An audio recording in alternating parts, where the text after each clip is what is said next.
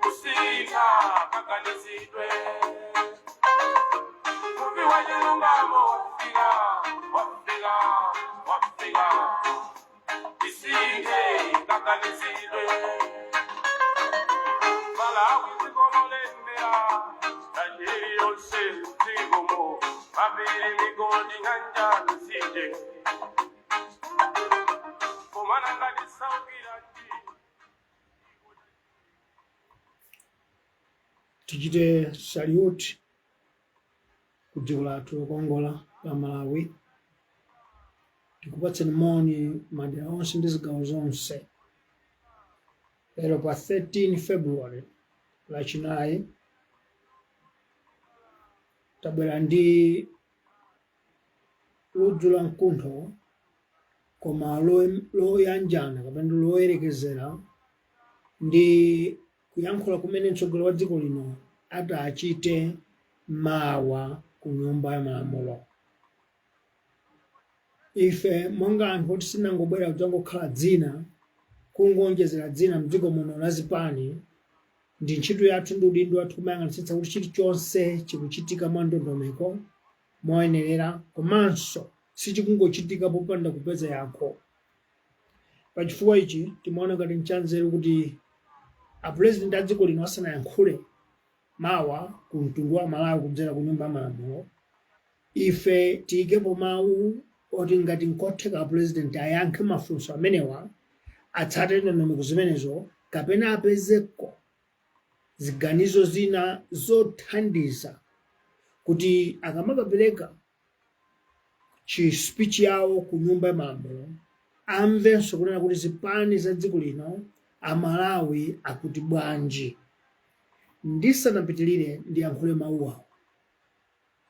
Mtsogoleri wa dziko, chipani cha dziko cha ndale kapena mtsogoleri wa chipani ngati iye sayang'ana zimene anthu akunena pa dziko, ngati iye samva madandaulo a anthu, ngati iye samva mphepo imene kuchitika manong'onong'o a dziko, ameneyo ndi munthu wandale si mtsogoleri.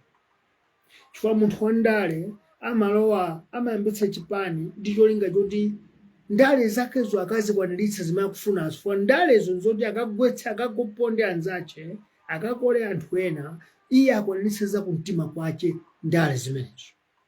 Koma amene amayambitsa chipani, amene amatsogolera chipani, amene amatsogolera boma ndi mtima woti akakonze zinthu, amakhala ndi makutu ndi maso pa dziko lace, ndipo akamakonza zinthu akamakonza ndondomeko za ndale zakezo amayenera kumayanjana ndi zonena nzika za dziko. Ndi Amalawi ife ngati chipani cha Muvi chobadwira ku mudzi timayenera kumva zimene Amalawi akunena nthawi zonse, kaya ndi miseche, kaya ndi manong'onong'o, kaya ndi zokwiya za kuchipinda, kaya nzotani, zimenezo ndiye dzikolo. Pachifukwa ichi takupezani lero kudzakuwuzani kuti ngati chipani cha Muvi tikuyembekeza kuti apurezidenti mawa achite chiyani. Ngati chipani choti ncha anthu, osati mtima wandale wokha koma cha anthu, tikudikira ngati dziko kuti apurezidenti atiyankha chiyani kapena atiuza zotani mawa. Amalawi khanani limodzi pamene tikuyenda kuyankhula mavuto amene ali kumpoto, kuyankhula zosowa zimene zili kumpoto, kuyankhula zimene Amalawi akumpoto akunena chimodzimodzi pakati, kummawa, kummwera komanso ku diaspora. Tiyankhula zimenezi chifukwa ife ngati chipani tili ndi maso ndi makutu dziko lonse, pafupifupi zodandaula ndi zoyankhula ndi zolinga ndi zofuna ndi zilakolako za anthu 20 million. Ku chipani cha Muvi timazidziwa. Ndiye nkutheka kuti zipani zina mdziko muno zilibe maso ndi makutu dera lonse, ndiye mwina amvere kwa ife kuti kodi Amalawi kuti bwanji, kodi Amalawi kuyembekeza chani, kodi zilakolako za Amalawi zikuti bwanji, kodi nsangala za Amalawi nzotani, nanga mkwiyo wa Amalawi ndi otani. Amalawi monga ndakambira kuti apurezidenti mawa akuyankhula ku nyumba malamulo malinga ndi ndondomeko kuti ndi chaching'ono pa dzina koma size chachikulu kwambiri. ndibwerezenso chipani cha Muvi Wachilungamo kuti tonse Amalawi timvetsetse.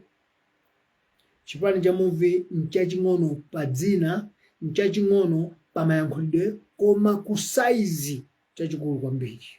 Chifukwa titayankhule lero zimene anthu akulikoma akunena, tiyankhule zimene anthu kumpoto akunena, tiyankhula zimene anthu apakati akunena, mulilongwe mmene mudedzabu munchewu tifotokoza zimenezo. Ndiye tifotokoza zimene anthu akuchigawo chakumwera, komanso kuchigwa cha Shire, kumapiri athu amulanje, Tholo, Phalombe, Zomba akuyankhula, komanso Amalawi amene alimeko akunja akuti bwanji. Komanso tini makutu ndi maso m'manyumba mwa alendo amene adzatichezera mdziko muno, kandi maambasada, kandi akazembe, kandi amatchalichi akuti bwanji zimenezo tiyankhula leroli, kuti ngati nkotheka mtsogoleri wathu wa dziko lino mawu akamayankhula ayankhule mwandondomeko mondondozana ndi zimene Amalawi akuti. Amalawi number 2, ifeyo poyambirira tiyankhula ndi president straight, chuchuchu. Olemekezeka president athu, mukudziwa inuyo kuti dziko lino lagwidwa ndi muliri wa njala. Zimenezo sizolira kuti kuuzeni, mukuzidziwa kale. Dziko lino lagwidwa ndi muliri wa njala, koma sikuti lagwidwa muliri okhawa wa njala. Kuli muliri wa njala, kuli muliri osowa mafuta, kuli muliri wa nkhanza, kuli muliri osakhutitsidwa ndi utsogoleri wanu, kuli muliri wa kwiyo, kuli muliri okuonani nwakuboma ngati anthu onama. Miliri imeneyi ndi imene yachita ngati yakuta dziko lonse lino. Kuli muliri odandaula kuti boma lanuwiri sili kuyendetsa ndondomeko za democracy, boma lanuwiri sili kutsatizana zochita zake ndi zimene Amalawi akuyembekeza. Boma lanuwiri lili muliri ndi wakatangale kuba wakhodzokera boma mwanu. Boma lanuwiri ndi muliri osatsata ndondomeko ndi malamulo a dziko, khala ngati kuti langokhala ngati chimpwirikiti cha boma. Awa ndi mawu amene akuyankhula Amalawi onse. Mwa Amalawi 100 ali onse, Amalawi 100 akuyankhula zimenezo. Ndiye pambali poti dziko lino lakomana ndi miliri yonseyi, tiyankhule za muliri wa njala. Mukudziwa inu president kuti kulibe chakudya m'dziko muno. Mu mbiri ya dziko lonse lino chibwerere ufulu wa dziko lino ndi boma lanu lokhali kumene Amalawi ayamba kumadya za mtchire, monga Chitedze, Nyika, Mpama, komanso taona kudya udzu.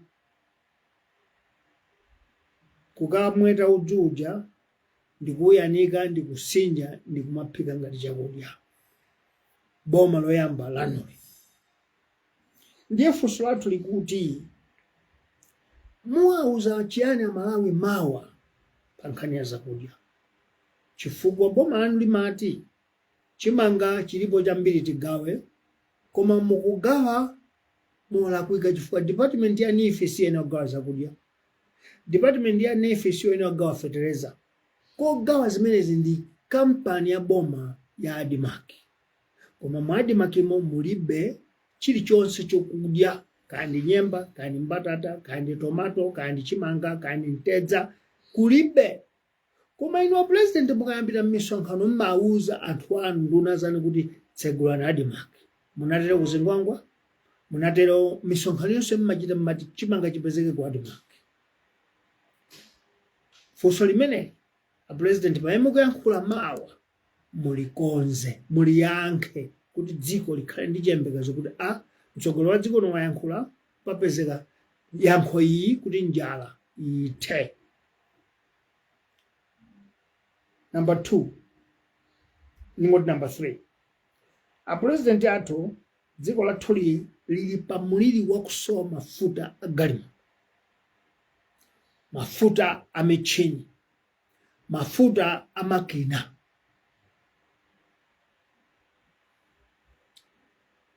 Masiku ambuyomu munayankhula makamaka kuyambirira kwa chaka chino kuti mwazindikira kuti ndondomeko zogulira mafuta zakhala zikudodometsa kulepheretsa boma kugula mafuta mwasanga chifukwa choti pamakhala dobadoba pakati pa chifukwacho munati inuyo mwaganiza kuti kukhale ndondomeko yatsopano kumene boma ndi boma lenzake mudzigulitsana mafuta kuti mafuta asasowe mdziko muno.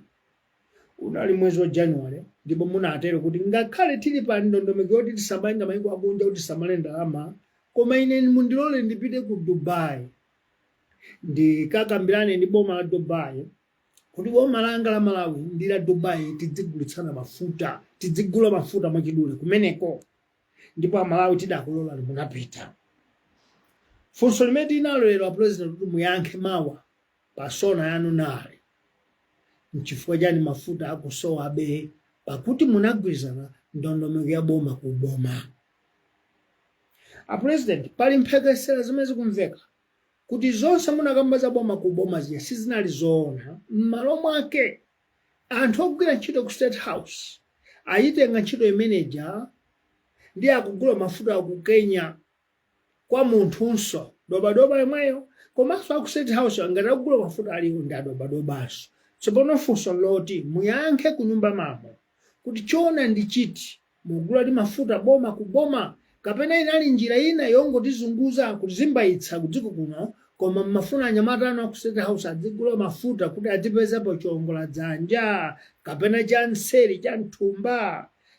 Izi tikuyankhula chifukwa mdziko muno lero mafuta mulibe, ndiye anthu ena ndalama zawo akumakagula migolo ndi kumagulitsa pa market ya mphepete mwanse. Anzathu ena amati pa black market, ndiye lita imodzi 10,000 kwacha. President, nkhondo chimpwirikiti chilibe fungo limapezeka ku toilet kokha. Ndimanyi amatulutsa fungo koma chimpwirikiti ndi nkhondo chilibe fungo, mumangozindikira zayambika. Chifukwa cha kusowa zakudya, chifukwa cha kusowa kwa mafuta ndi zimene anthu mavenda ogulitsa mafuta ayamba kuachita Malawi dziko muno. Dziko lokwiya anthu pafupifupi 10 million amene amayendetsa magalimoto kapena amagwiritsa ntchito magalimoto pa zinthu zawo ka malonda ka business akukwirani kwambiri, akuderani pa mtima. Chifukwa tsopano lero petulo otchipa uja wamba kuchuluka mphepete mwansewu chifukwa ma filling station mulibemo ndi akumagulitsa 10,000 kwacha. Boma lanu apolisi, asilikali, boma londuna mulipo. Pomayankhula kubule kusona kapena kumga amayankhula mawu ku nyumba mamo mwewokonzenso nkhani imeneyi. Muyankhepo kuliyankha dziko kuti ngati boma muchita chani, mwachita chani, mukuchita chani, chifukwa nkhanizi inu mukuzidziwa. Number 4. Ningo number 5. President athu adziko lathu lino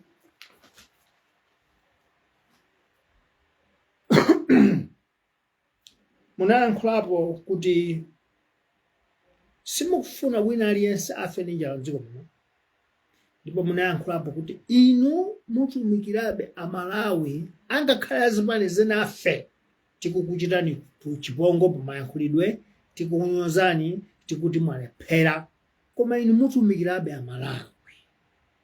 Funso limene tikufunsa kuti muyankhe ku dziko mawo, utumiki wanu kuyambira 2020 kufika 2024 ino 25 inoyo ungotsala mezi 16 ngene kuti mwamaliza zaka 5. Utumiki wanu mukadziunguza nokha mukakhala pansi nkudzika pa skelo, utumiki wanu mwauyendetsa bwino mu zaka zisanu. Yankho imeneyi muyiperekanso mawa pamene mudziyankhula ku dziko. Izi tikuyankhula chifukwa boma lanu anthu alidera pa mtima, tinene kuti talidera pa mtima pa zifukwa zingapo. Ndinu president woyankhula bwino kwambiri, osati chizunguya, koma munthu onetsa kuti akamayankhula akudziwa chimene akunena, komanso ndi Malawi, komanso amadziwa mavuto. chokhumudwitsa nchoti munthu woteroyo zilizonse zimene amayankhula iye amayankhula zoti dziko lidzilowera uku akangochoka pamene president akuyenda njira ya uku tikuyankhula motani. Mu chaka cha 2022 mu August boma lanu ndinu a president munanena kuti Christmas yafika mdziko mwathu muno December lasinafike. Munatero chifukwa anyamata anu adakakupezerani mwayi wa bungwe la ku Belgium akuti kumene akubweresera ndalama zokwana $6.8 billion pa ndalama zathu mdziko muno nthawi imeneyo inali 7 trillion mabajeti azaka ziwiri, ndipo kudali kusangalala kuti ndalama zafika, ndipo nduna zina ndiyankhula ife sitimayankhula ngati anzathu omenyera maufulu amachita mantha kutchula mayina kuti asititchula mafuna tichenjezo pamene dziko lathu likulephereka ifa chobisa mayina anthu amene akuononga dziko. Ndiye ndipezerepo mpata yapempha abungwe la SIDET akamayankhula msonkhano wa atolankhani asamabwera ndi mawu obisa. Ngati mabwera udzauza dziko muli ndi umboni wokwanira ndeti afunse bambo namiwa kuti mayankhulidwe anu mayankhula dzulo kuti anthu aku State House osatchula mayina pamenepo nkhani imene ndiyolephereka mwapatsa anthu amanyuzi nkhani ya fake chifukwa simufuna kutchula mayina. Pamene timamenyera fulu pamene timamenyera kuti achakwera alowe pampando tidali ndi slogan imene timanena kuti ntchule nachite manyazi, ndipo ife tili omenyera maufulu nthawiyo tisanafike ku chipani timatchula mayina. Tikupempheni omenyera maufulu nonse lero ngati mufuna Malawi apulumuke tidzitchula mayina kuti achite manyazi, pachizungu tikuti name to shame. Potero anduna owulutsa mawu nthawiyo adali bambo Gospel Wadzala adayankhula pa interview ndi atolankhani kuti kulibe mtsogoleri wina aliyense amene anapeza mwayi umene president Chakwera akumana nawo kukakhala ndi ndalama zokwana 6.8 billion zochokera ku bungwe zimene zitembenuze nkhope ya Malawi. Izi ndikuyankhula ndinu a president kuti pamene mukubwera kudzayankhula ndi nyumba ya malamulo kuyankhula kudzera ku dziko kani kudzera ku nyumba ya malamulo mukamayankhula ndi dziko muzindikire kuti chimene chikuwapweteka Amalawi zimene zikuwakhudza Amalawi ndi kakhalidwe kokhala ngati boma likunama chifukwa 7 trillion imene ichochoka ku Bridging Foundation kulibeko mdziko muno. Ndipo Asosini Gwengwe atafunsidwa ulendo wina adayankhula maona kuti zimenezo zachibwana tisayankhule za uchitsiru, adanena kuti that what happened that day was nonsense. Koma atadzafunsidwanso pochita manyazi kuti boma lichita manyazi adadzana kuti asinatero iya. Koma Amalawi adamva. Amalawi si anthu opusa, Amalawi si ana ang'ono timamva kamodzi. Zadzazindikira kumapeto kuti zonse zimene zimachitika pa Christmas August za Bridging Foundation chidali chipako cha anthu aku Nigeria kukuberani, kufuna kukuberani mboma ya Malawi, kufuna kuabera Malawi. Ndiye yankho ngati manager president simunayankhuleko ku dziko. Ife ndimafati kuthandizani kuti mtsogoleri kapena mfumu imene mavomera kuti apa ndalephera apa ndanamizidwa imakhala yopanda machimo. Koma mtsogoleri amene kapena mfumu imene manena kuti sinalakwe Amalawi wonse dziko lonse kudzera pa malakwa nkumakakamira kuti sinalakwe, chikhulupiriro cha anthu aja mfumu imeneyo, chikhulupiriro cha anthu aja ndi mtsogoleri ameneyo chimachepa chifukwa madzaoneka kuti mtsogoleri wathuyu ndi wabodza. Ndiye mwathu mdziko mwathu muno muli mwambo uja unena kuti wamkulu sabula. Koma mkulu takadzamba kumapita kuti akupita kopitiriza mabodza anthu amadzanena kuti akulu watsopano sapatsa ulemu akupolamo. Ndikupempheni pamene mudziyankhula mawu muyankhenso nkhani imeneyi pofuna kuti manyazi achoke nkhope kwanu. Number 11 yankhula zambiri pamene. President athu masiku ambuyomu munapatsidwa funso mukuyankha ku nyumba ya malamulo. Mafunso amene munafunsidwa ndi oti chuma chanu chikuyenda bwanji, ndondomeko yani ya fertilizer ochipa amati AIP yathandiza chani mdziko muno. Poyankha munanena kuti kudula kwa fertilizer kwapangisanso kuti chimanga chidule, potero thumba limodzi la chimanga la 100 chakuti 1000 likuwapatsa Malawi matumba achimanga 4. Kuyankha kumene kuja president kudakhala ngati kuti sinu Malawi, sinu nzika, komanso simudabadwire kumudzi, chifukwa pamene paja munayenera muyankhule kuti chuma chatipulumuka pang'ono ndi chifukwa zinthu zadula, koma boma langa likukonza njira kuti mitengo ya zinthu itsike. Chifukwa mmene munayankhulira muja munakhala mukusangalala kuti fertilizer akhale 100 chakuti 1000, chimanga chifike pa 60,000. Inu mukusangalala pamene dziko lathu lino mwa anthu 100 aliwonse amene ali ndi zilizonse amayesera kudya nyama ya msuzi kapena ndiwo za msuzi kapena mbwanda za msuzi ndi anthu 10 kapena 12 mwa anthu 100. Anthu 82 kapena kuti anthu 78 ndi anthu oti akanena kuti adya zooneka bwino ndiye kuti akagula tanaposi kudimba atsira mtedza thendo, amene ndiye kuti adyako bwino. Anthu otero osanapitirenso 20 pa anthu 100. Songeza kuti dziko mwathu umphawi wakula kwambiri. Potero tikupempheni kuti mukamayankha mafunso dziyankhani mwatchutchutchu mosayang'ana ndale kapena chipani chimene chakufunsani mafunsocho. Ngati mtsogoleri mudziyankha funsolo monga mmene lufunsidwa, pomaona kuti afunsa funsoli siphunguyuya koma anthu akwawo, ndiye poyankha mudziyankha Malawi aja kuja pozindikira kuti kutha kwa zaka 5 mudzafunanso voti yawo. Number 12, titati tiunguze tikuyikeni pasikelo pa zaka 4 zimene mwalamulira dzikoli, mwa Malawi 100 onse ndi okwiya. Amene akusangalala ndi amene ali kufupi nanu, amene mwapatsa mipando ndi akudya mapwevupwevu aboma, pa chizungu timati ma benefits.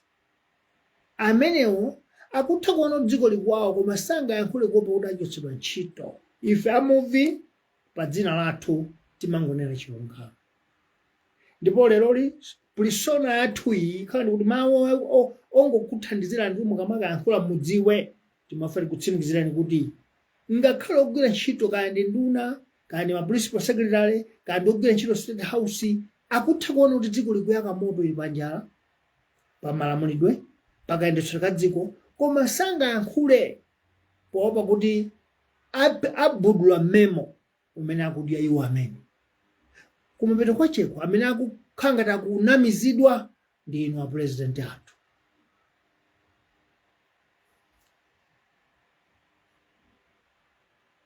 Number 30, chimene timafuna tikumbutse na president nachi, dziko lathu lino kuti pafike poti kusankhidwa atsogoleri atsopano mwa inuyo ndi Malemu Chilima, kudali kusamva kwa boma limene lipo la DPP, kuyerekedwa kwa boma limene lipo la DPP, kunyada kudzimva kwa boma limene lipo la DPP, komanso katangale okhodzokera. Lero tikamamva nduna zanu zikunena kuti zimene zikuchitika lerozi a DPP ankachita zomwezo, ndiye mudziwe kuti ngati mukuti zimene zikuchitika lero mboma mwanumo zimene ankachita a DPP, ndiye yankho yanu ndionena kuti chisankho chikubwerachi muchokanso ngati mene anachokera a DPP, chifukwa simunabwere kuti mudzabwereze zimene akuchita a DPP, munabwera kuti mudzasinthe, pakhale kusiyana. Ndi anthu anu akuambira akumanena kuti mukwanitsa mpaka 2030 wo. Abagiri muza anayenera kukwanitsa 2030 angakhala akanakhala analuza chisankho. chifukwa atabwera anadula zonse zoyipa zimene amachita akamuzubanda. Amalawi amayika mtima wakuti bola apapa panasintha ndiye kayatibera voti kayatani bola apitirizebe yemweyo. Funso loti mudzifunse loti kodi Amalawi akutero kuti ngakhale kuti kuli katangale kuli njala koma achakwera angopitirirabe omwewo ndi angati akuyankhula choncho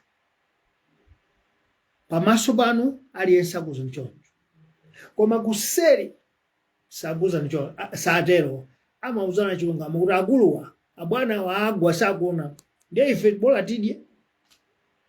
Tikuyankhula fe ndi a Muvi Wachilungamo mabuku nzotero kuti timayankhula chilungamo.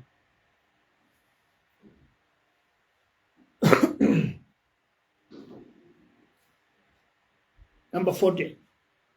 Pamene mukayankhula ndi dziko mudzifunse kuti kwa zaka 4, 5 number 1 ogwirizana omangirizana ndi Amalawi akali womangabe kapena namasuka. Mafunso amene mudzifunse chifukwa nchinthu chofunika kwambiri. Tikupita kuchisankho mudzifunse kuti chimangirizo chanu pakati panu ndi Amalawi chimene chinalipo 2020 chilipobe mpaka pano. Mukapeza kuti chilipo pitirizani zomwe mupangazi mayendetsedwe aboma mupitiriza amene. Koma ngati mutaona kuti kwa masuka lamba wa masuka siyani mayendetsedwe aboma amene mukupangawa ndiye mubwererenso kwa anthu kuti mwafunse kuti kodi taphonyana pati tasiyana pati phambani yache mubwere pa phambani meje mukagwirizanso ndi Amalawi. Mukagwirizana bwanji? Amalawi alibe ndalama katundu wadula chopoteketsa moyo akudula lero mtengo wina mawa kapena ngoti kuyambira mamawa bread akhala 2800 kaya mukapita madzulo kagula bread sitoloke omweyo akapezera 3000 bread mkate. Lero li mafuta ali pa 10,000 1 liter pa black market pamene akupezeka chifukwa ma service station mulibe. Ndiye ndimafuna ndikuuzeni cholakwika pamene sichimakonzeka bwino zanga chimakhala mungukonza kwa mmalakwitsabe. Boma lanu lero likampeza munthu wagula mafuta mchigubu likummanga. Likampeza munthu wagulitsa 10,000 pa nseupo likummanga. Anthu anzeru organiza sangamange anthu awa. Akamanga amene amagula mafuta mdziko muno ndi amene waononga. Akadakhala kuti mafuta kupezeka paliponse sikanakhala misika mpepete mwansewu sikanakhala black market. Ndifuna ndiyankhule izi kwa inu pa nkhani ya zachuma. Mukadzango kuchita mistake ku nkhani ya zachuma chilichonse chimaonongeka. Magulidwe a zinthu amakwera, ndalama imagwa mphamvu, anthu amayamba kusamva chiyambi chachimpwirikiti mchimenecho. Ndiye lero kumanga anthu mphepete mwansewu kutseka ma filling station amene akugulitsa anthu mzigubu simuthavuto kuthavuto nkuti chikutivuta nchani jitu jija kodi ndionadi nanga mafuta akusowa bwanji. Ndiye tiyankhule izi chilichonse chikhoza kuvuta mdziko koma zakudya zisavuti chimanga chisadule chifukwa sichochokera kunja timalima tokha. Ndiye funso lalikulu lofunsa loti kodi chimanga chafika pomadula ngati diamond chifukwa chani. Ndiye mupite ku AIP. Kodi AIP yanu ija idathandiza? Ndiye AIP yochiyambe 2020 yaononga ndalama zingati za misonkho ya Malawi. Nchifukwa chani sikupindula? Ndimamvera m'bale wanga wina wachiyo chichewa akuyankha ndinu a president kuti chotsani nduna za agriculture za malonda chifukwa nduna zimene zizi zikugona sana name munthu amene. Chifukwa mboma mwanu mwemu pasanabwere vitumbiko mumba simunkadziwa kuti nduna imagwira ntchito bwanji. Lero vitumbuka mumba wabwera ndipo Amalawi ambiri akusangana naye chifukwa cha nduna zina zakhala chete.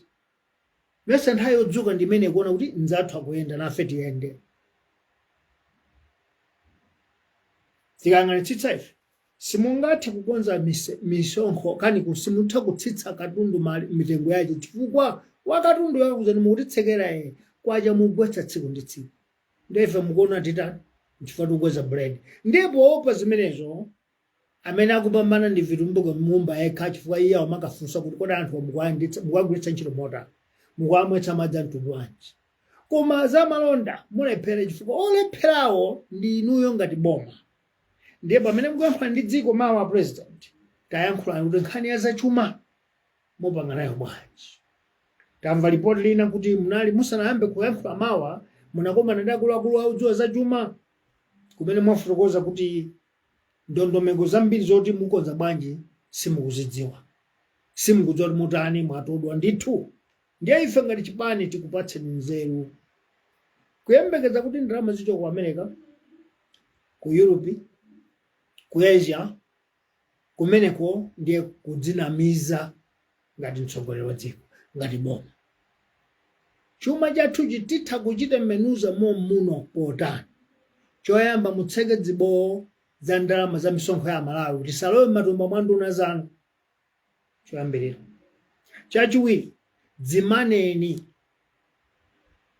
dzimaneni muchite kadziwotche potani kudula malipiro onse okwera anthu onse andale kuyambira niyo president vice anu nduna zonse aphungu a nyumba malamulo amene omwadulira misonkho yawo chifukwa ntchito ya eni palibe wayene kuti mwakwezeni malipiro ndi apolisi asilikali manesi madokotala aziphunzitsi ndiwo amene akuchita za ulimi kuthandiza za ulimi m'midzi kuti anthu azikolola zambiri amene ndoti adzilandira ndalama zapamwamba chifukwa popanda iwo dziko ili chuma sichiyenda vuto limene mwina president mboma mwanu mukulipira mokwera kwambiri anthu andale eni amene akugwira ntchito pa ground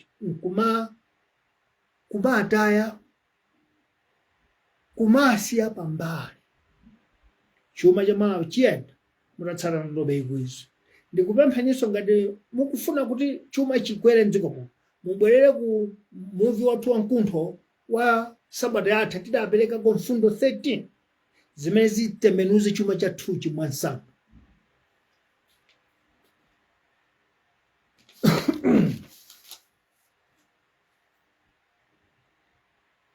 a president dziko lathu lino munalika pa program yoti tili ndi masomphenya a 2063 masomphenya amene ndi a nthaka yonse ya Africa koma inu munaona kuti Malawi so akhale mu masomphenya amenewo amene akuti Malawi 2063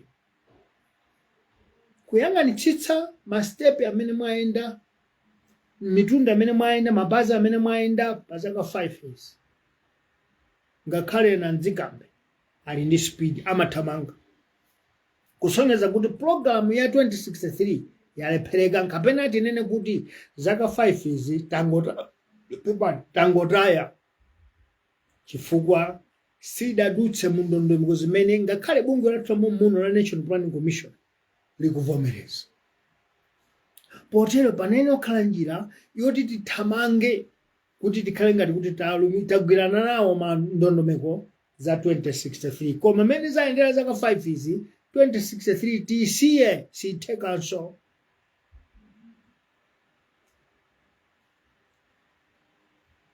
namba ndayankha kwambiri wepo ndikuti ndi ku namba 22 tsopano mene zikuonekera zinthu zikuoneka kuti nzeru zatha kubomako simukudziwa kuti mutani chifukwa munthu otamadziwa kumenya sachulutsa kuyankhula boma anu lachulutsa zonena iya ife tiwinaso wina afune asafune tikuwina kuwinatu sikuti musankha ndinu atasankha na Malawi ndi Amalawiwo ndi okwiya ndi njala ndi okwiya sowa fertilizer ndi okwiya ndikukwera kwa katundu kwa tsiku ndi tsiku ndi okwiya nkusowa ndalama zakunja amene wakuvoterani bwanji ngati simukonza pamenepa tikupempheni kuti pamene mukuyankhula ndi Amalawi mawa kudzera nyumba mamo mukonze zimenezi kuti kachikondi kamene katayika chikhulupiriro chimene chatayika mwa Amalawi chibwererenso izi tikuyankhula chifukwa amalawi kufa ndi njala, amalawi kunzunzi kosawa mafuta. Ndiye tikatiye tisunge tikatukwane nazo pa kampeni kapena tikadzudzule pa kampeni, sitikulikonda dzikoli. Chimene tikufuna nchoti mupange zinthu tikamapita ku kampeniko, ndalama zakunja zilipo, mafuta ali ngambwingambwi, komanso chimanga chilipo, njala mulibe mdziko muno. Number 24. Kuona kwathu ife m'maso mwathu balali sili kutumbulidwa, chithupsachi sichikuphulitsidwa, m'malo mwachi chikutukusira mkatimo, ndiye mafinya ayamba kununga. Soneza kuti mwezi ka 5 simunaphulitse mabala, koma mmamanga bandeki, manga bandeki pamwamba mpaka bandeki jamunenepetsa munthu umakhanga pa mwendo kunenepa ili bandeki. Koma chodabwitsa nchoti bandeki jasiyoyeraso ikuoneka tsopano ya brown, mafinya achulukitsa. Ndiye simunatulubule zithupsa zilizonse. Apa tikuyankhula kuti mavuto achulukirabe m'malo moti mukonze. Number 25. Nduna zanu zambiri zimene zili zosashalika nkuyankhula, m'malo moti ziyankhule nzeru, zikuyankhula madzera mfumo, zikuyankhula zosamveka. Anthu ambiri amene ajakwera libe masitolo ndiye osayankhula kuti osadzudzula ajakwera namayakulakwitsa.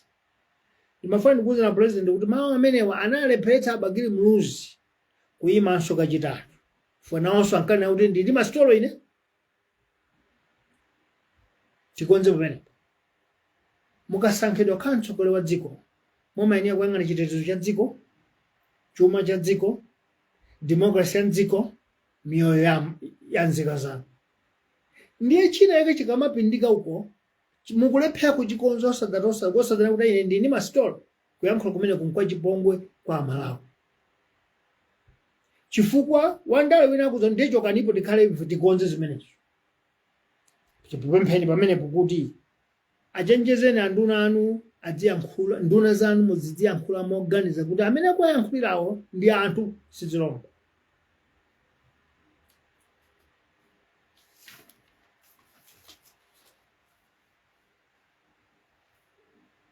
Number 27. Ndalumpha ziwiri chifukwa ndayankhula kale zimenezo.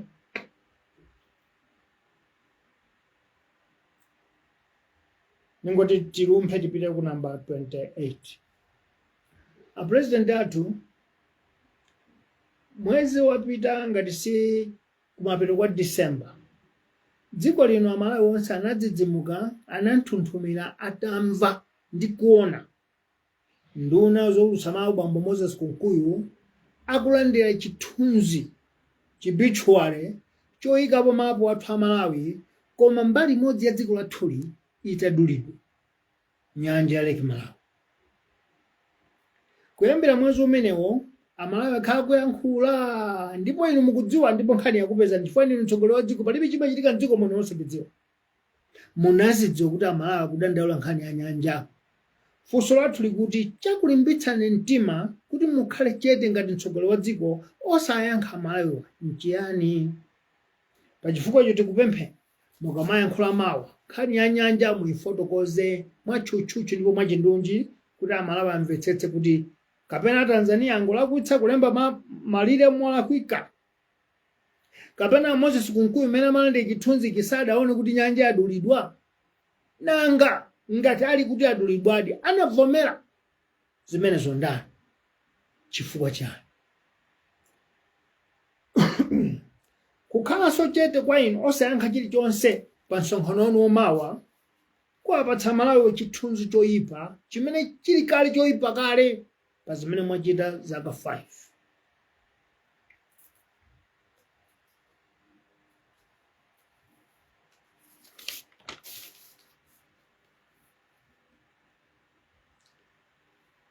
Number 30.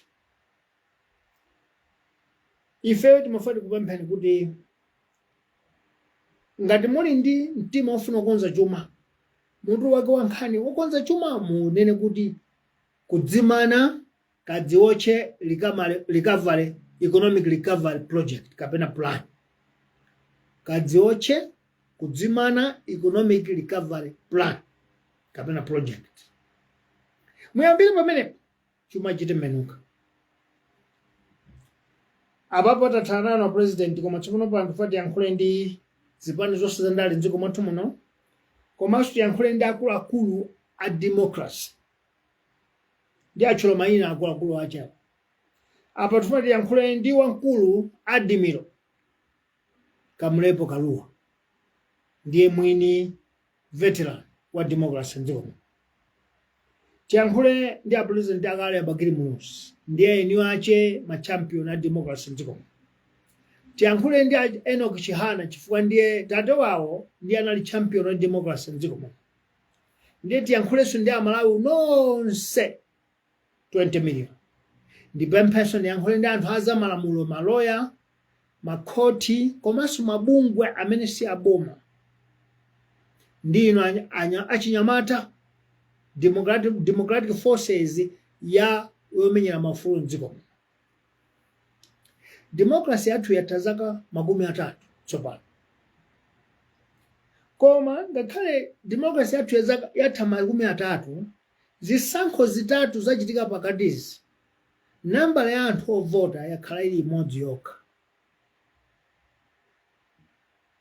Ndikubwezerani kumbuyo muchisankho cha 2019 anthu amene alembetsedwa kuti adzavota anali 6 million pafupifupi 7 million olembetsedwa kuti adzavota chisankho cha 2019.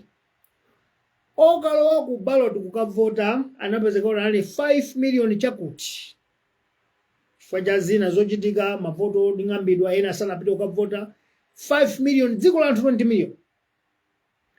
President adawina ndi mavoti 1.9 amene onda apita muthalika. Dziko la anthu 20 million lidzivoteredwa ndi anthu 1.9 million kukhala mtsogoleri wa dziko. Funso limene ndikupatsa amalawi nonse. Chisankho cha 2020 chachibwereza khoti itatero kuti tibwereze anthu omwe aja 6.9 million ndi amene anene kuti akavotenso chifukwa padali ndondomeko yoti amene akwanitsa zaka 19 mu 2020 amene walibe vuto chifukwa iyi nkhani yakale ndiye omwe anakavota ja avotebe anakavota anthu omwewo. M'malo mwace amene akavota kwa ikalowa mbokosimo kokavota anali anthu 4 million. Pa 4 million paja ajakwera anawina 2.6 million. Mamiliyoni eno anagawikana kuti ivi ndi zipani zina. Lero chisankho cha 2020 tikumvanso amayi Anabel Ntalimanja ndi bungwe lawo la meke akuti alembetsa anthu 7.2 million. Nchachizukire mwa anthu 7.2 million aja amati akavote mwina akakhala anthu 4 million iso. Funso lathu nloti tizikhala nambala yovota imodzi chilengo cha dziko chikupitirira komanso democracy ikupita ni imera ndevu. Izi ndikuyankhula chifukwa dziko lathu lino titapita ku court. Makhoti ananena kuti dziko lathu lino zimene timachita zomwe voti amene opambana mavoti ndi yemweyo sizikwanira funa mtsogoleri womasankhidwa ndi kagulu kantundu. Tifuna mtsogoleri azisankhidwa mdziko lonse ndi adanena kuti kukhale 50+1. Pamene paja amafuna mtsogoleri azisankhidwa ndi anthu azigawo zonse zinayi. Koma pamene chapa iwala ndi nambala ya anthu ovota. Number 32. Ndiye ndimafuna ndiyankhule izi kuti bungwe lowerengera anthu mdziko muno lowerengera zonse za dziko jamati National Statistics Office idawuza ameki kuti amene ali okavota ulendo alipo 10.9 kapena kuti 11 million anthu oti akavota chaka chino cha chisankho cha 2025 chifukwa kuyambira 2020 anthu ambiri afika zaka 18 zovotera ndiye nambala ikufika 11 million. Kusongeza kuti ulendo uno okalowa mbox anene okhala 8 million ngati ena atajomba kuti tikhale ndi mtsogoleri woti amalawidi amusankha. Funso langa ndifunsa maloya a dziko lino, majaji a dziko lino, constitutional court omenyera mafulu ndi boma la president chakwera ndi zipani zonse anzanga. Tikukondwera ndi mchitidwe wa mekiwu oti nambala ya anthu ovota izikhala yomweyo zaka zisankho zitatu. dziko lathu silipita kutsogolo lubwerera mbuyo. Ndikupempheni kuti nthawi ino tiunguze nkhani imeneyi.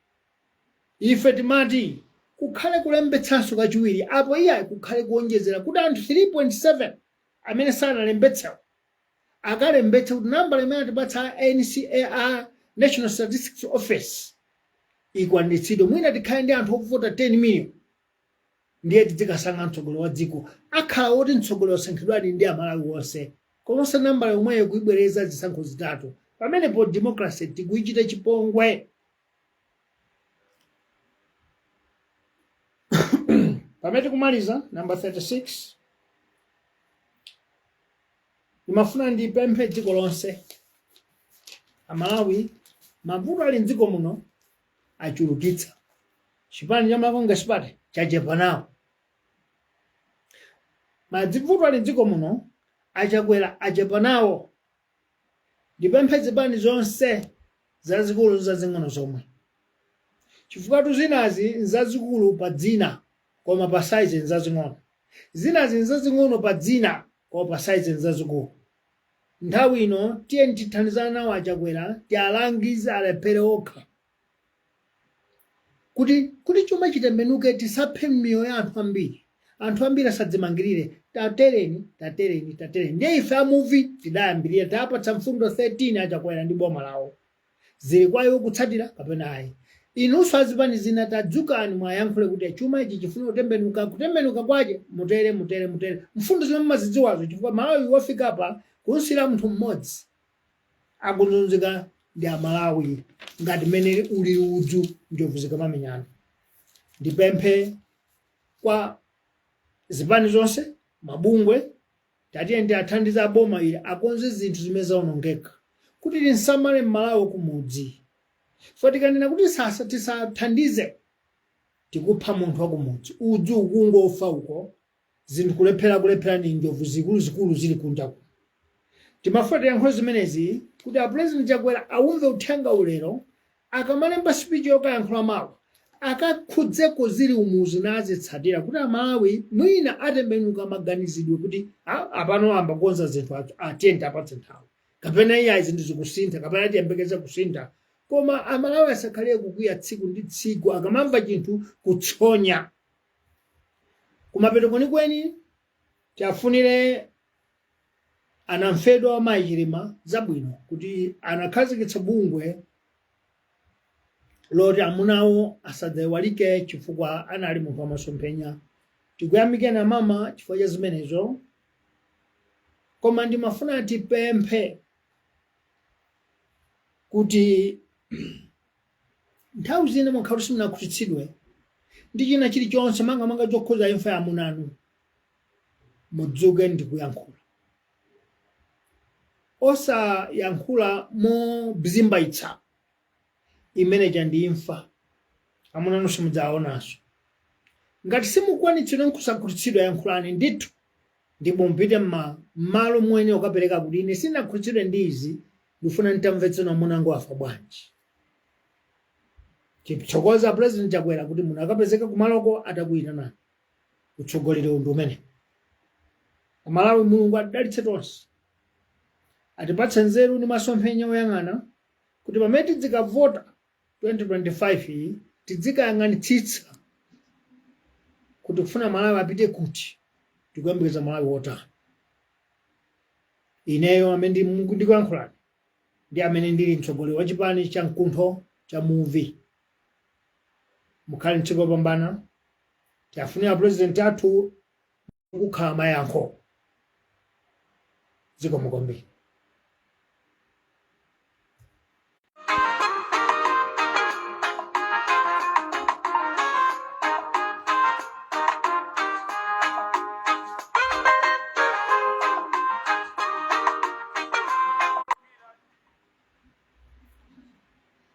Salutation to all citizens of our country. Salute to the government of the day.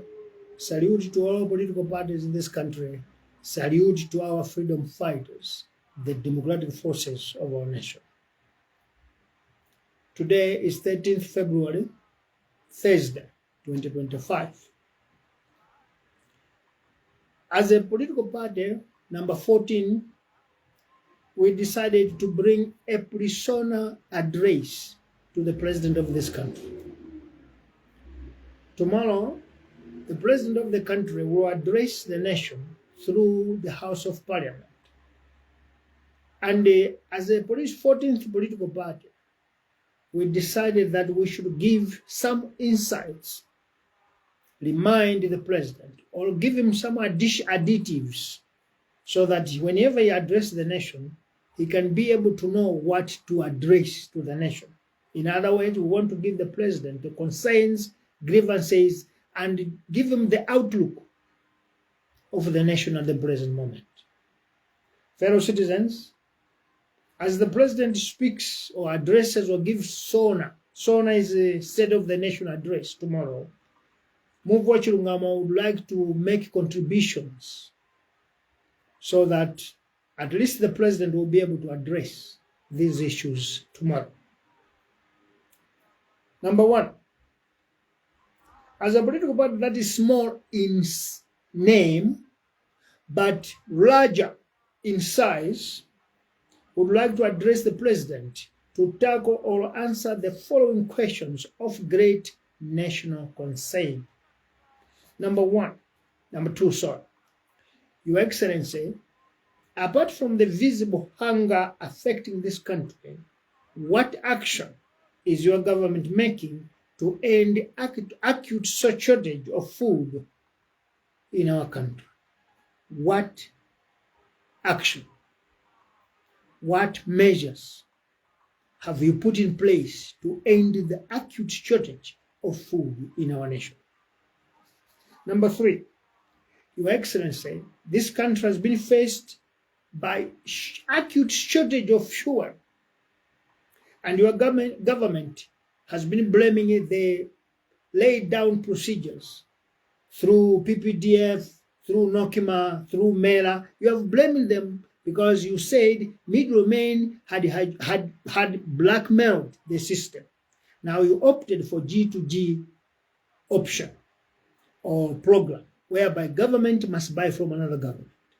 And this was the best thing, as according to you. But the question that we're asking today is, why is fuel not available up to now?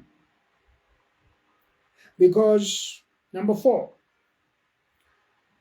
after 6 or 7 months of these shortages, you intervened personally and you promised the nation that you have realized that the procurement system of fuel in this country is some kind of not correct or maybe faulty. Therefore, you want to intervene. And apart from the travel restrictions as one of the austerity measures, you are going to break the oath and fly to Dubai, where you are going to make a new agreement between UAE, that's United Arab Emirates government, and Malawi government, so that fuel must be readily available. But the question is, up to now, Your Excellency, there's no fuel in this country. Now, what we hear are rhetorics. No fuel is stuck in Tanga. There are no trucks. When this Nokima Mela were doing whatever you said is wrong, trucks that ferries, that holds fuel were available. Whether Tanzanian trucks, Zambian trucks, Malawi trucks, Mozambican trucks, they were available. The question is why there are no trucks when you have procured a G2G project or agreement. Something is not adding up. Something is terribly wrong. So the nation wants to know the truth, what is going on. Rumors are even going viral that it's no longer a G2G governmental deal. It's now some people in the State House that have hijacked this G2G. They are the ones that are selling or buying fuel in our country. So what's the difference? If individuals from State House are procuring, when set procedures of Nokuma, Mela, PPDA are there. You said you were trying to move middlemen. So State House, are they working at Nokuma?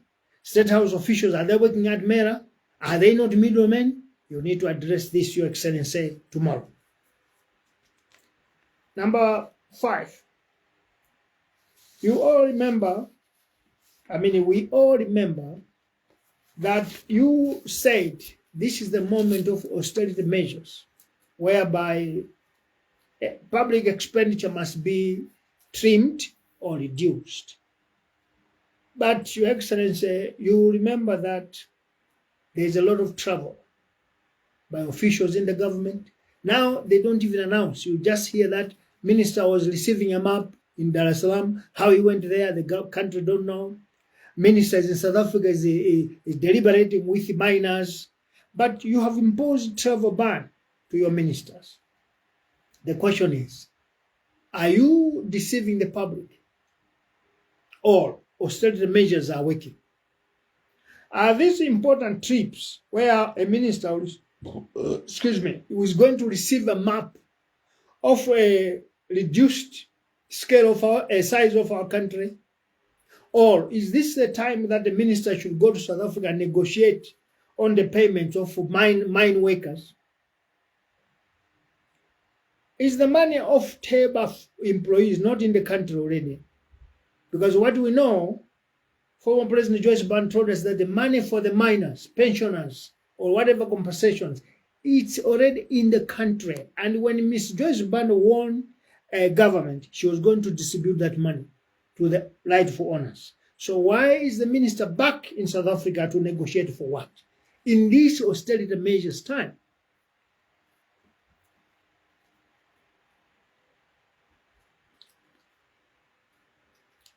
Your Excellency, we wanted you to look at the 4 years of your government. Try to do self-assessment or do self-retrospection.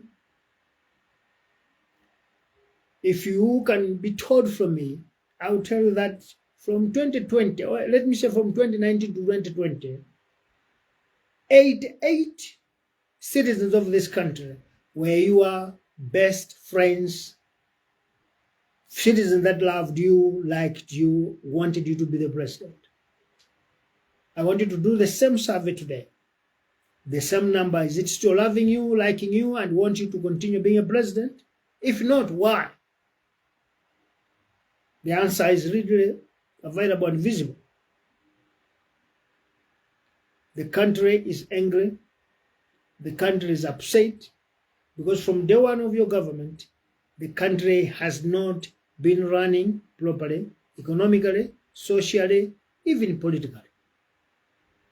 Because by then, citizens were free to walk into the streets, protest when they are not happy with the government's actions.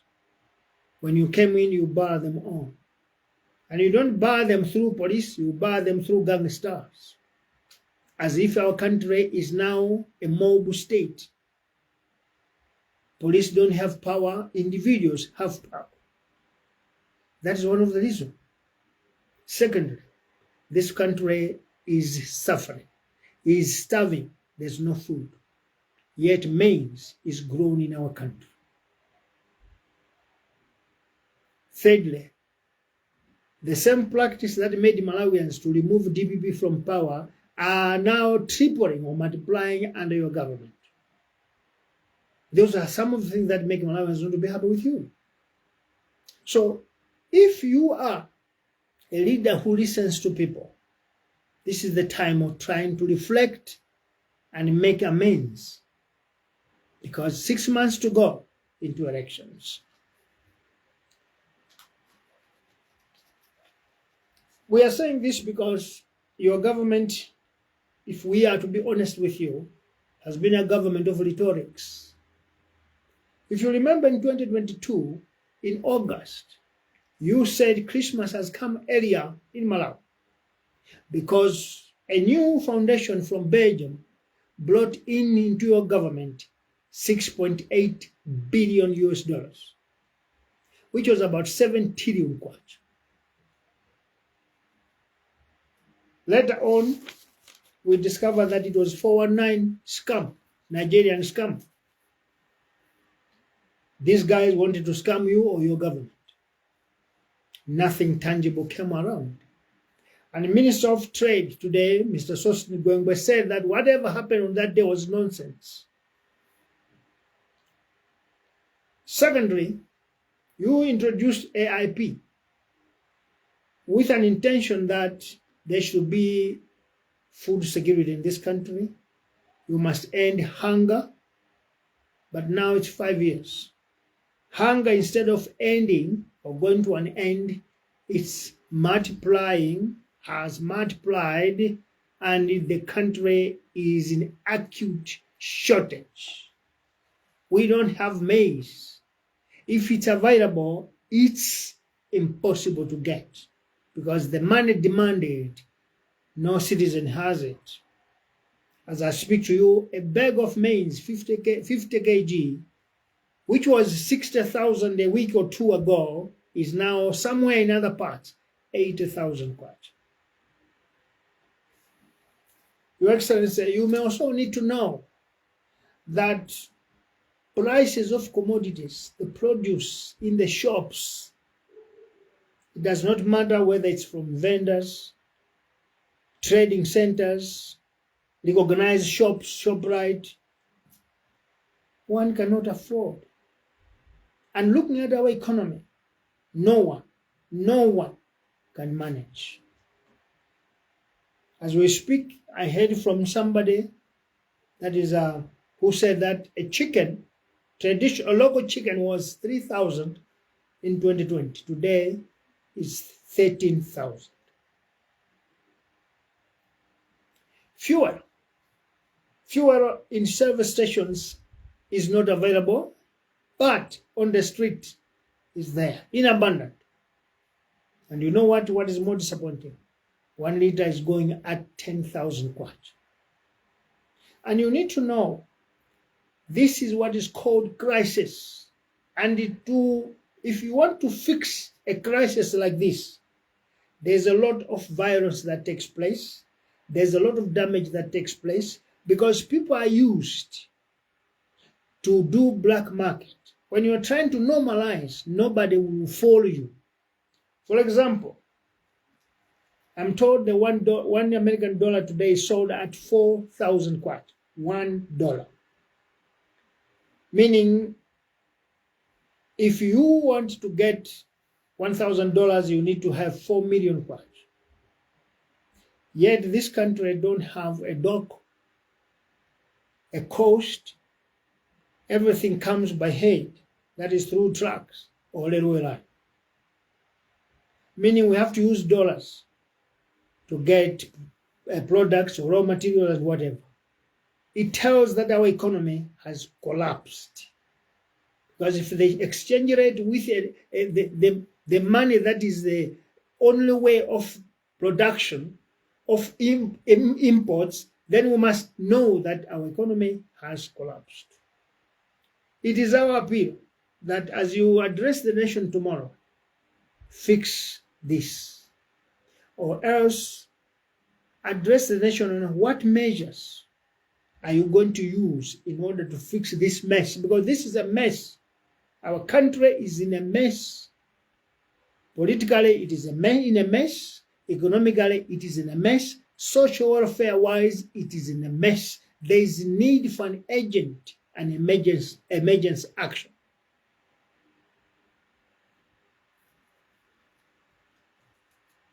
Your Excellency, number 14, you have to realize and know that when people expect something from their leader, and he does not do something different, he does something different, such a leader of government is regarded as a bullying and selfish, and has serious and ugly consequences.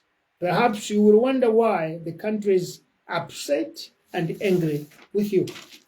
It is because of the mess that we are talking about here. The country is in a mess. People have lost trust. There is anger out there. We ask you, we beg you to fix this.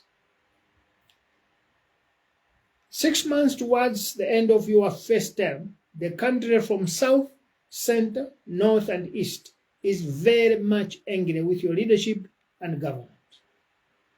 In your address tomorrow, bring hope to the nation by presenting actionable measures, by presenting actionable measures so that people can have hope that the acute shortages of food, fuel, forex are going to be an end, are going to come to an end.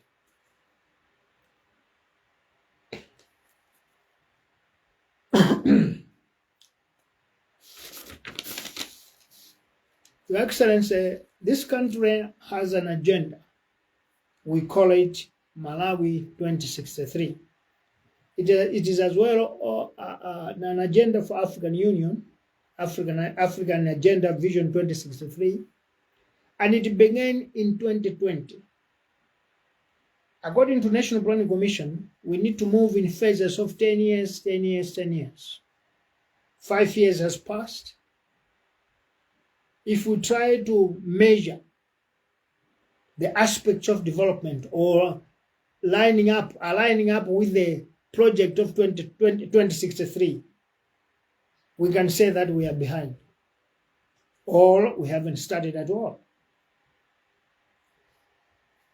6 months to elections, we don't see you guarantee enough to change the trajectory of our economy or politics, because the problems you created are vast to comprehend or think of fixing. They are too much.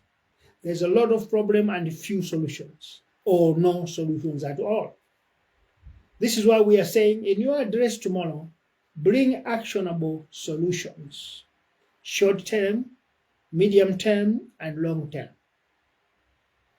From the look of things, number 23, it is clear that you have no clue or no solution at all to fix the prevailing problems.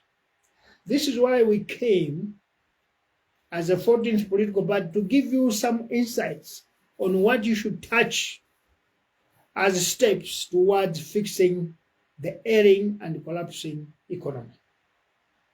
If you listen to our last episode, we gave you 13 points, 13-point plan that can resuscitate our economy. And we can give you few.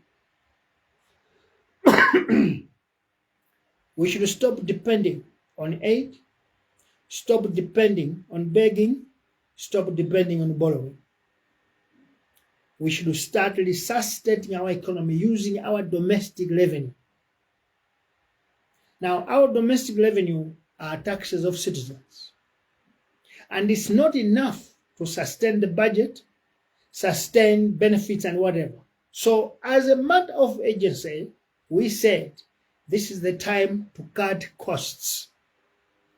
Reduce your salary to 50%, ministers' salary to 50%, members of parliament salaries to 50%. Let me say political office bearers must cut their salaries to half. That's point number one, that's point of departure. Dispose some of the properties that are consuming too much of our budget. That is, all vehicles, SUVs must be disposed. Now, with our economy, ministers must go for Toyota Corollas. Members of parliament must go for Toyota Vitz, Toyota Starlet. And you, Mr. President, must go for Land Rover or Land Cruiser.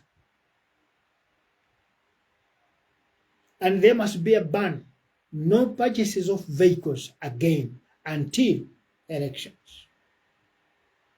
Don't go to overseas or international regional trips to save money. If there's an agency, like maybe attending funerals, then take commercial flights. We know in our country, we are the only party that can put all these into practice, because we are common people, ordinary citizens. We don't intend to get into the government to make a name, but we want to fix things. But you can do the same, Your Excellency. You have had 5 years of luxury. This is the time of sacrifices.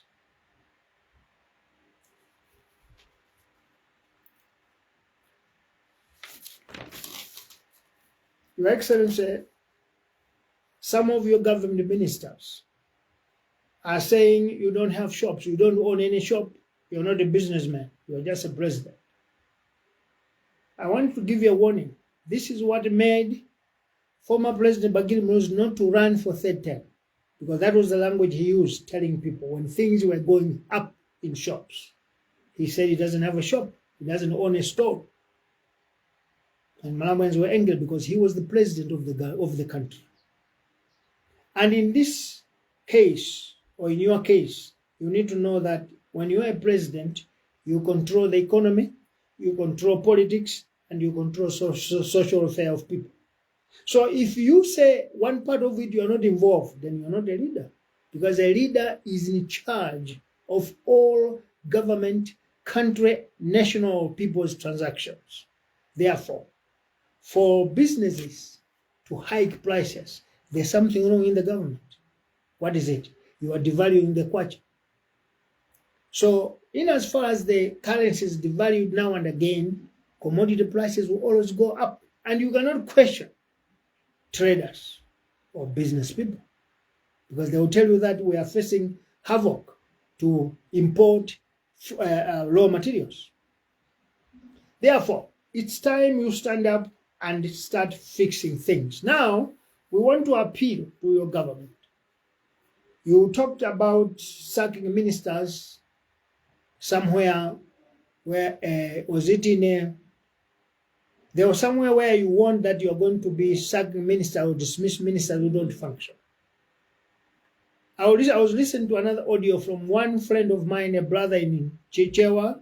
He said, Mr. President, you must remove Mr. Samugawale because he has made fertilizer and maize not to be available in the country. You must move Mr. Sosten Gwengwe. We agree and conquer with this young man. Why? Mr. Gwengwe is allowing traders to hike prices of things even before the currency is devalued, or even if they import new consignment. Mr. Gwengwe, as a trade minister, is failing to go into shops and check why prices are going up in the morning and change again in the evening. Such ministers must be given time to go home and relax.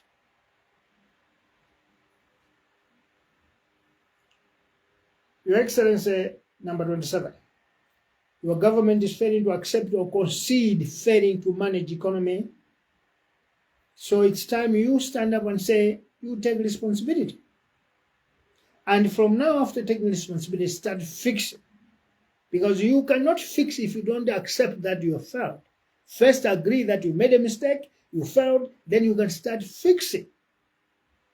We want to tell you this. We cannot say that, no, it's election time, we cannot advise. No, it is our people that are suffering. It is our people that are sleeping in hunger. It is our people that are facing acute shortages of fuel. And we cannot wait, we cannot politicize this matter. We need to be very human enough to fix it.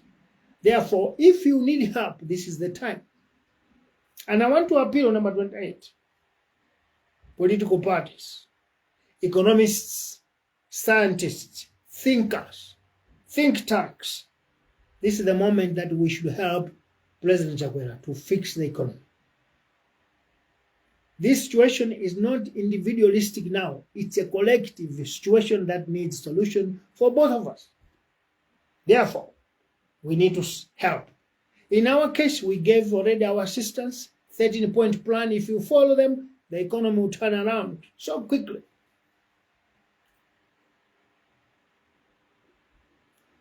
Your Excellency, on your address tomorrow, we want you also to address the nation. Because a month or two ago, we saw your Minister Moses Kunkuyu in Tanzania receiving a map. Tanzanian map with part of Malawi in their side. The country has talked. There has been complaint. You have never said anything. We appeal that tomorrow should be the day that you will answer the nation what has happened to our Lake Malawi, for it to be on the part of Tanzania.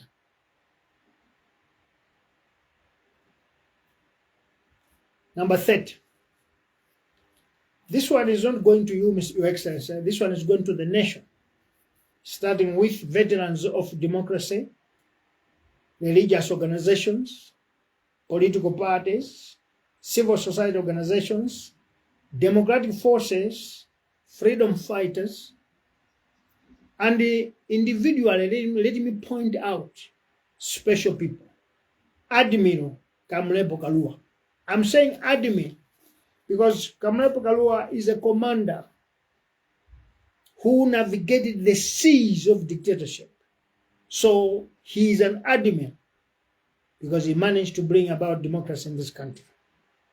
So I appeal to Admiral Kamlepo Kalua, former President Peter Bagiri Muluzi, former President, President of Afford Enokuchihana because of your father, and all Malawians. This is a very urgent matter that we need to tackle, all of us as a nation. Our democracy has grown for 30 years, and under democracy, we have managed to elect 5 presidents. But I want to tell you that our democracy is not growing, is not developing, because somewhere, somehow, the dictatorial tendencies are still moving, are still in motion. Why am I saying this? In 2020, the courts demanded that we should jump, or we must take holiday or take leave of the first past the post voting pattern and join or enter into 50+1 voting pattern. The courts did this because they wanted a president of a nation, not of a tribe, not of a group, not of a district, but national president. That's why they say anyone who wins must win at least 50+1 vote. With that, that was good, but now there's another problem that I want us to deal with. 3 elections, we have had the same number of voters. In 2019, we had 6-point-something registered voters, and those that voted in 2019 were 5 million in a country of 20 million people. That's question number 1. On the elections of 2020, we did not add any other new number, even though there were many that reached the age of 18, voting age. We did not add them because this was a rerun, repeated election. So the very same number voted. And you know, out of 6.8, this time, 4 million plus people voted. And the president of the country was elected with 2.6 million votes in a country of 20 million people and registered voters 6.9 million. Instead, he was voted by 2 million votes. That means it's minority. In 2025, National Statistics Office gave Malawi Electoral Commission a number of voting age people to 11 million. 10.9 million people are eligible to vote in 2025. Malawi Electoral Commission, led by Madam Ntalimanja, registered only 7.2 million people. She did not give the reason why the other 10.9 could not register. There have been calls that no, there is a need for extension, there's a need for fresh registration. Madam Ntalimanja is defying National Statistics Office command that this year 2025, we have 10 or 11 million voters. You know what? It's going to be a repetition. Because out of 7.2, when they sift them, they are going to end up 6 million voters. And when we go to election, to the ballot box, same number of people, 4 million will vote. Now we are still going to continue having a president with only 2 million votes. Is that fair? It's not. So I urge you political veterans, democratic veterans, we should look at this matter seriously. This country is too big. We cannot have a president with 2 million votes. We need a president with at least 5 million votes. Then we say this person is really voted by the nation, not a group of people. Now I leave it up to you, judges, constitutional court, lawyers, veteran Democrats, democratic forces, freedom fighters. This is our duty now. MEC must go back to register people, extend the program so that we can target the number that was given to us by National Statistics Office of 11 million. Until then, democracy is under pressure. Democracy is under chaos or under attack.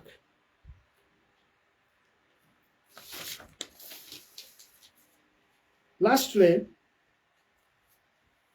the economic and the political situation in this country calls for collective decision making. We cannot let Malagonga's party alone, President Jaguar alone, because the mess that has been caused, it affects, involves all of us. The mistake of one party or the mistake of a government has affected all of us. Now it's our request that this time let us swallow our pride. And I'm appealing to President Jaguar to swallow his pride and welcome each and every adverse, regardless of political affiliation. Let us not use political flags. Let us look at our nationalism. The economy has fallen and it has affected everyone. If there's anybody who is not affected, it is those that are using or that are stealing taxpayers' money. So for the sake of the country, let us join hands, help the president to fix the economy. To the end, I want to put a comment to widow of late Vice President Musalos Chilima, Madam Mary Chilima. We saw you excelling the name of your husband. You don't want the name to die. That is a good thing. We wish you the best. But the platform you were yesterday is not a platform that where you could air your grievances. There are courts, there are police.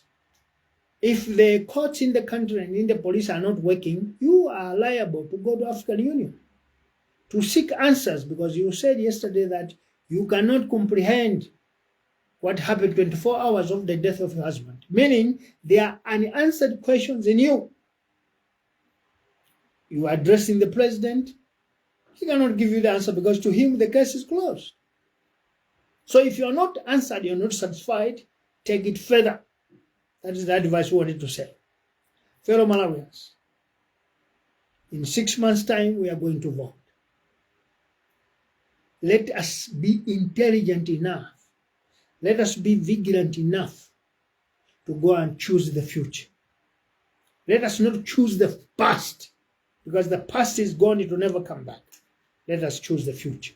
The choice is in your hands. Salute.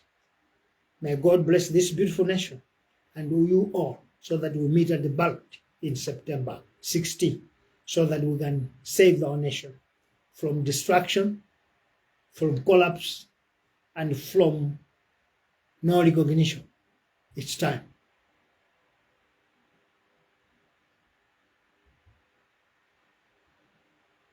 Thank you.